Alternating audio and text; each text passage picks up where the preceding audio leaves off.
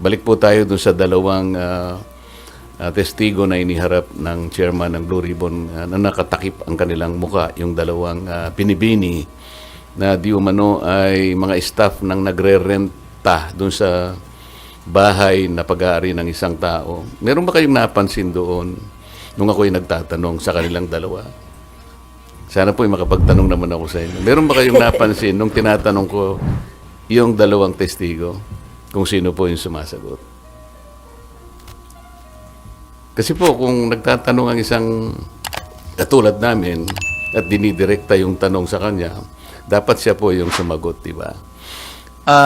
Kung walang members na gusto magtanong do sa ating dalawang bagong witnesses, no, in relation to the Diskaya Romualdez issue, then we'll excuse them already. Mr. Chair, gusto ko sanang magtanong lang sana sige, kung go ahead.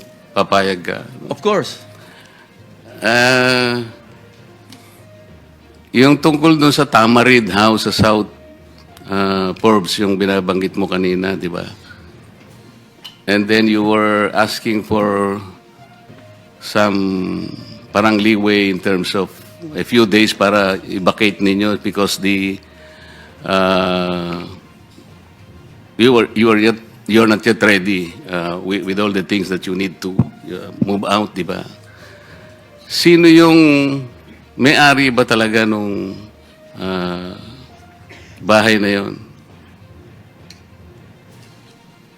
Your Honor, hindi po kami aware kung sino po yung owner mismo, but we are...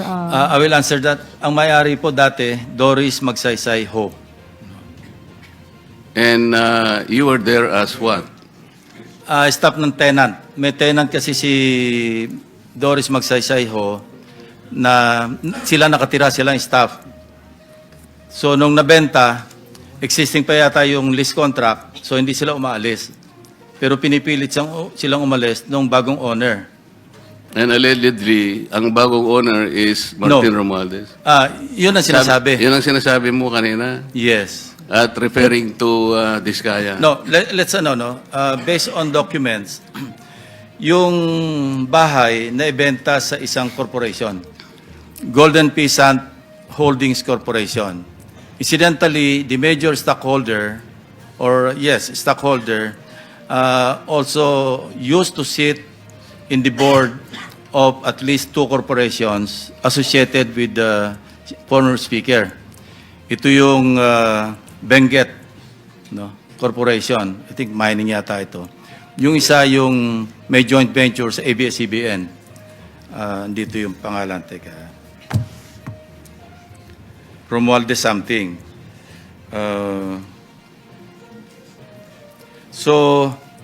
And another one, I think Mark Venture something, ano.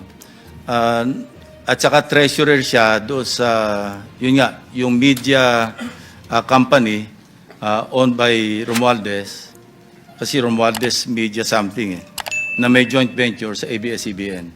So yun ang association. So, no, we're not trying to implicate the former speaker, ano. Hindi tayo nagta-target dito. Dumating lang sa ating attention, but we cannot disregard because sabi ko nga, there were persistent reports na ang initial information nga sa pangalan ni Diskaya na, or kay Diskaya na ibenta. So it appears now na hindi totoo kasi ang naging role lang, allegedly, ni Carla Diskaya, yun nga, dumating siya doon, February or January, at sinasabihan sila, umalis na kayo dyan. So yun lang ang pinagtataka natin. So, hindi naman ito enough to implicate or to implead the former speaker. But, this is something that the OJ or the Ombudsman or the Ombudsman can follow through. No? We are only providing a lead, for whatever it is worth. Yun lang ang purpose dito. Because if you really want to go after the so-called, sabi nyo nga, wag yung sapsap at saka mga dilis, ano? Hanapin yung malaking isda. And this is the direction that we are taking. But I repeat, hindi ito enough, itong information is not enough to implicate, not even implicate the former speaker. This is just, we may just consider this as a lead kasi merong connection. But of course, dininay naman ni Carla Diskaya, so let's leave it at that. So with that, I would like to ask your permission to excuse the two ladies. Meron pa? Sige, okay. Thank you for the explanation, Mr. Chair. Dito sa code namin, sino si Pala, Marie? Romualdez Media Servicio Production Corporation. Oo. Sino yung sino yung Joy? So ikaw si May. May,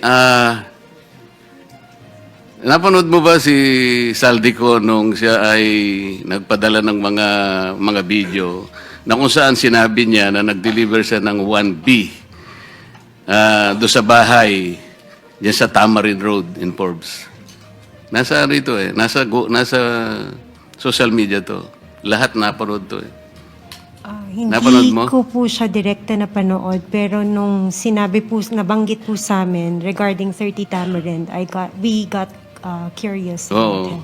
Naging curious ka. Pagkatapos, natatandaan mo ba na sinabi ni Saldico na si Speaker Martin ang nag-designate nung lugar na yon na pagdadalhan ng 1B? Nandun din sa ano yun. Hindi ko lang matandaan yung pagkakasabi, pero yung gist ganito niya sinabi.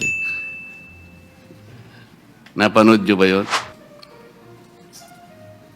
Wala po ako matandaan na ganong ano. Pero nabasa po namin yung report regarding sa 30 Tamarind. Yun nga. And then, Natambakan ng pera. maaring natatandaan nyo na sinabi rin ni Saldico, doon din sa ano na yun, sa paghahayag na yun, na si Yusek Jojo Cadiz ang tumanggap na yun ay drop-off lamang ng delivery sa bahay daw ng ating Pangulo daw sa Nara. Ando, siya yung nagsasabi siya nagsasalita Napanood ko yun Tinatanong ko lang kung kayo napanood nyo din yung ganong klaseng paghahayag na ginawa ni Saldico.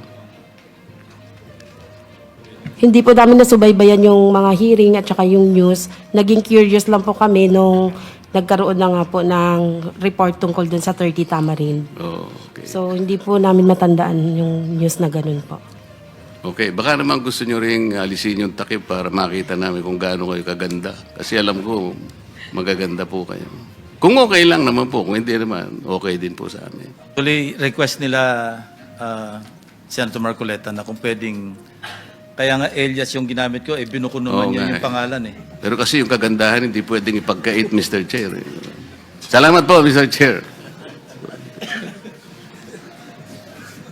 Okay, so let's move on. So you are excused, Maria and Joy. Elias. Sige. Thank you very much. The OSAA you'll be turned over to the OSAA for your own security. Thank you very much.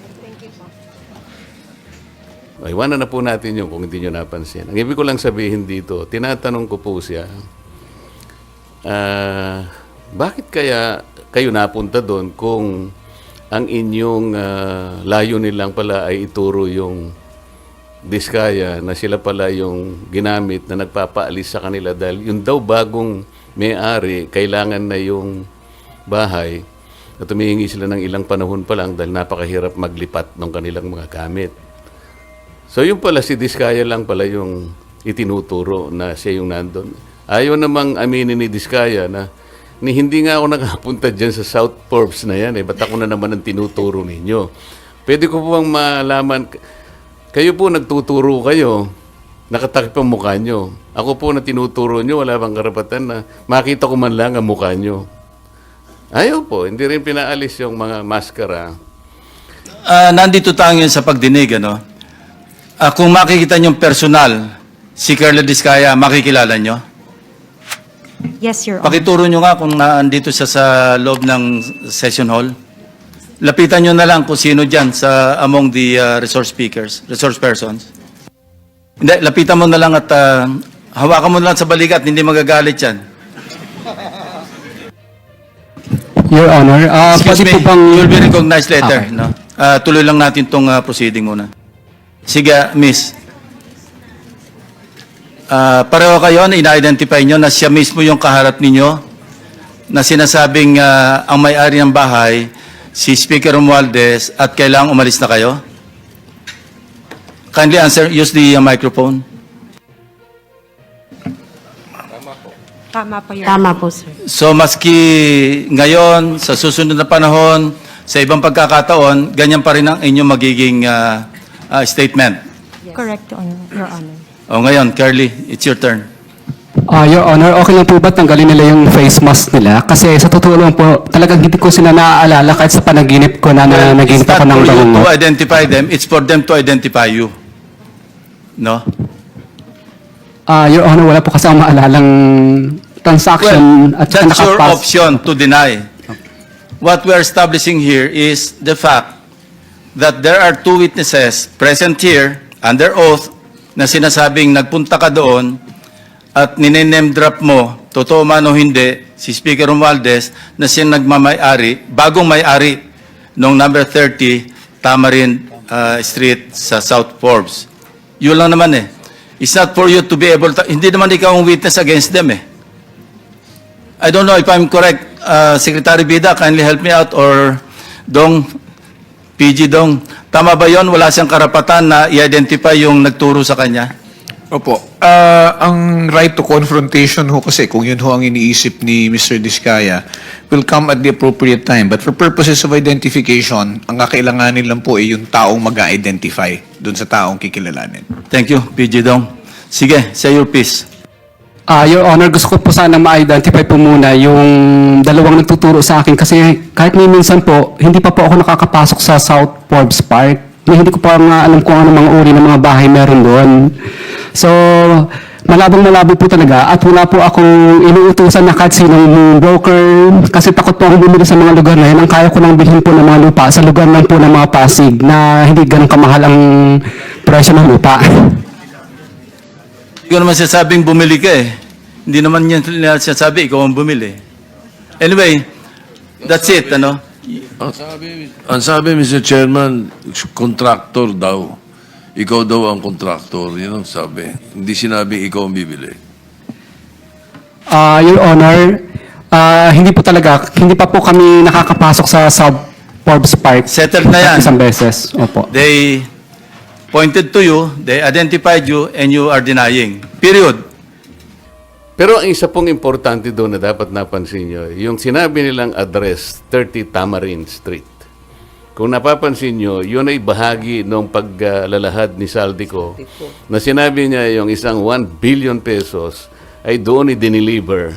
Kasi yun ang drop-off point na sinabi, sabi niya, ni Martin Romualdez sa akin, diyan mo dalhin. So, Tamarind. Ang gusto ko sana dapat mayroong mga tanong pa doon eh.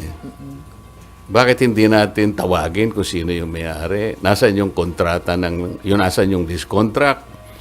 Di ba? Nabanggit lang ang pangalan ni Martin Romualdez, natapos na kami.